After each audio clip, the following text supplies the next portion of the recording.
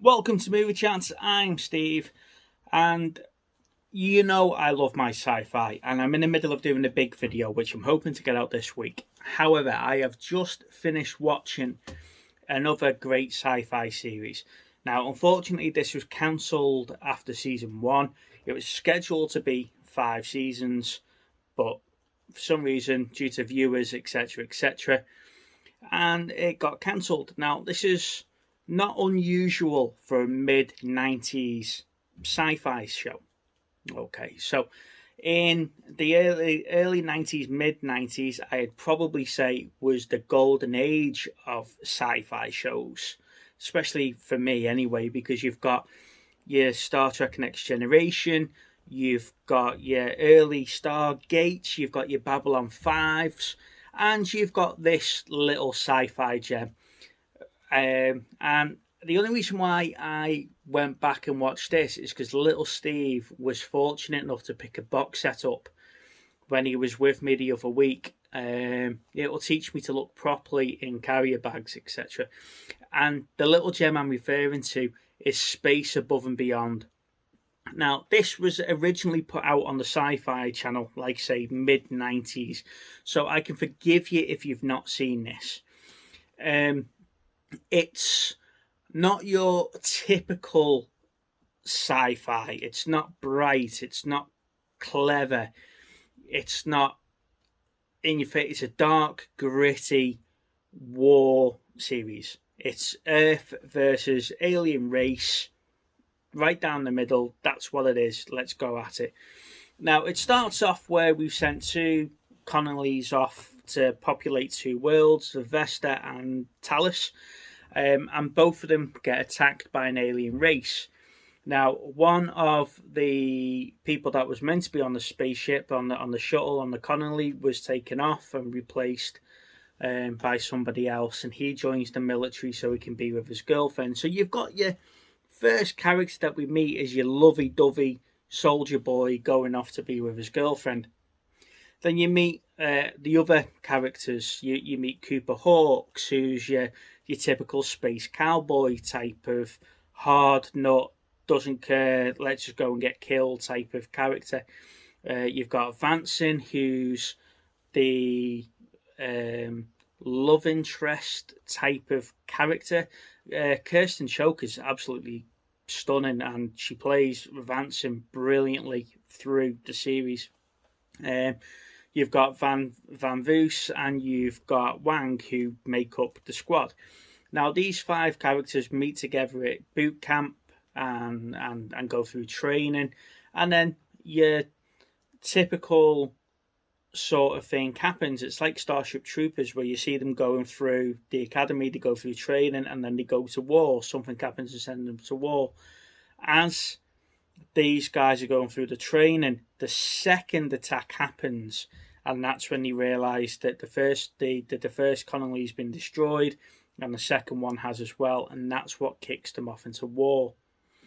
Now, James Morrison plays Colonel McQueen, and he's looking after the Angry Angels, which is the top-notch fighter squadron. Everybody wants to go to be with them. They all look up to them. They're like the top guns. And in the first battle, they get wiped out. And that sort of sums up that we are outclassed, we are outgunned, we are outmatched. You know, and it's not setting a pretty picture for the war. It tackles issues like racism in a very good and a different way. It's not about colour, it's about if you're a pure breed or you're not.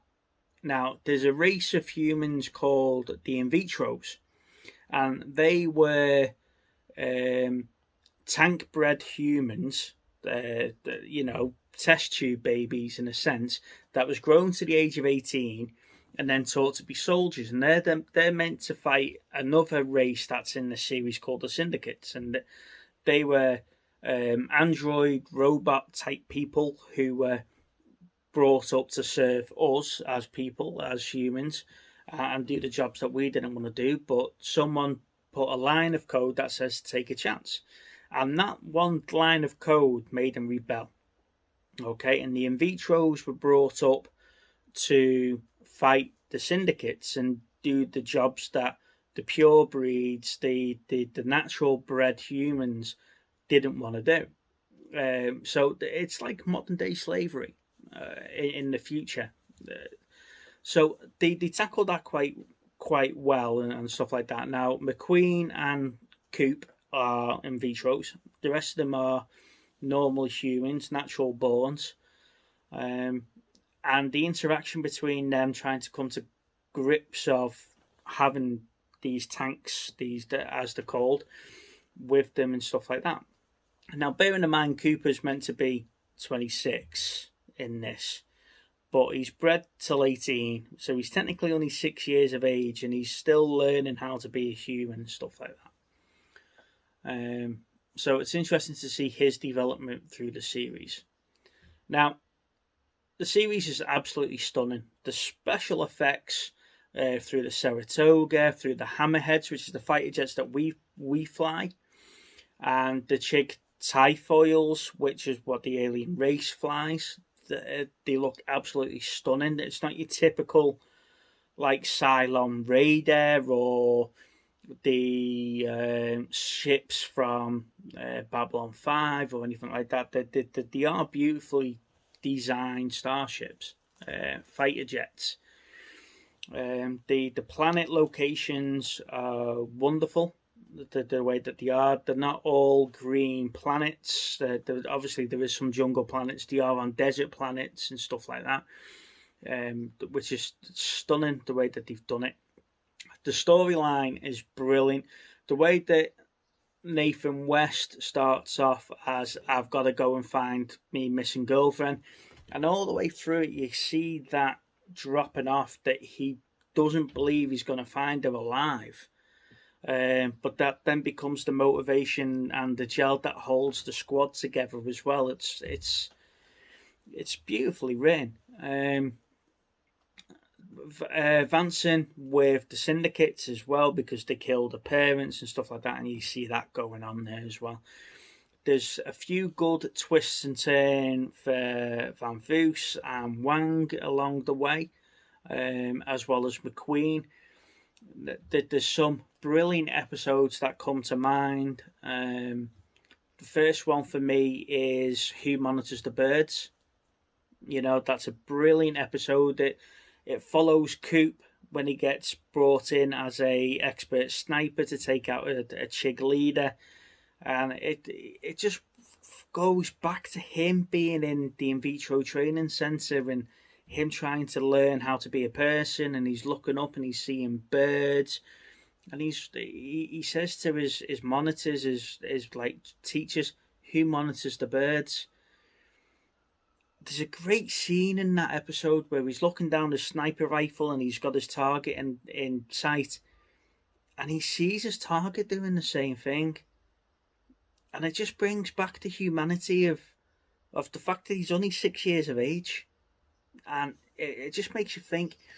Another episode that comes to mind is Stay with the Dead, where the squad's on a planet, it gets wiped out, the only survivor is West, and he's reliving the trauma, he's reliving the pain and stuff like that, of him thinking that, or everyone's thinking that his squadron's dead, and they go to lobotomize him pretty much to make him feel better, and then when he sort of remembers what's going on and it's slow coming back, but they don't believe him that the squad's alive, and it was all a ruse to drive the enemy in closer, and that's a great episode.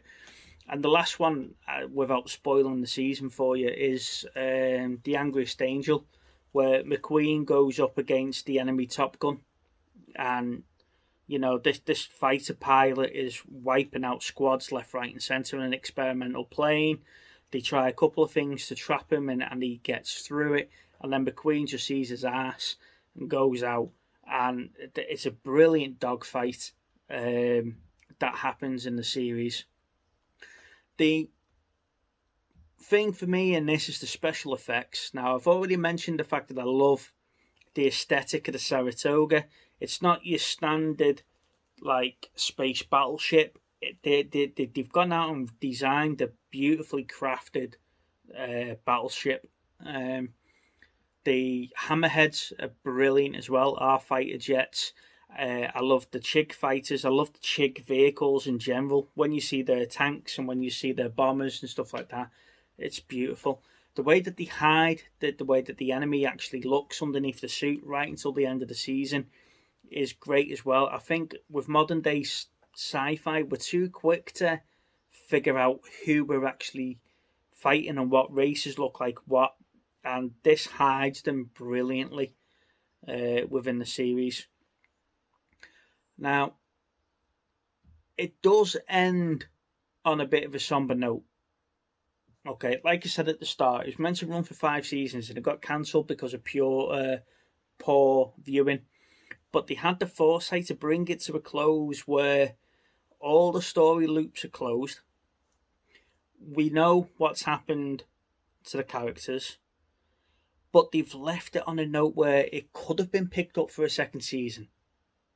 We could go back now and pick it up for that second season. You know, we can continue that story.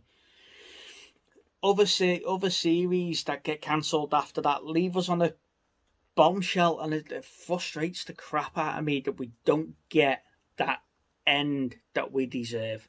We get that end in this series. It comes to a sudden stop. You know, you are expecting another episode, but all the stories are closed. You know what's happened. You know where characters are. You know who's died, who's not died, etc. And you know, it's a beautiful written ending. Oh, final episode is great. Would I recommend Space Above and Beyond? Goddamn yes. Go and find it. If you need to download it or watch it via other means, go and do so. If you're lucky enough to see it out in the wild, pick it up. It's a beautiful series. It's brilliant. It's your dark, gritty war sci-fi series that hasn't started off like Star Trek where everything's rosy and stuff like that. It is. That's that. We're going to war. We're going at it. If you love Starship Troopers, you'll love this. Yeah, so that's my recommendation, is go and watch Space Above and Beyond.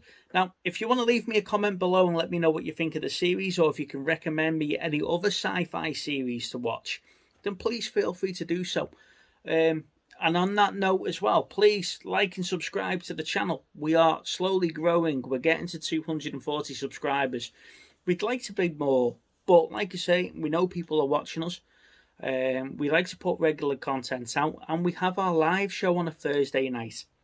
Now on that one, we go through the good, the bad and the ugly of any year that comes up on the wheel. We have a homework movie that we've got to review. We go through any of the pickups that we've got that week.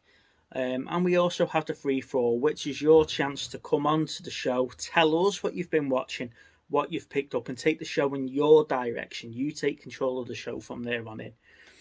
We've also got our new show starting soon, which is Movie Chats Extra.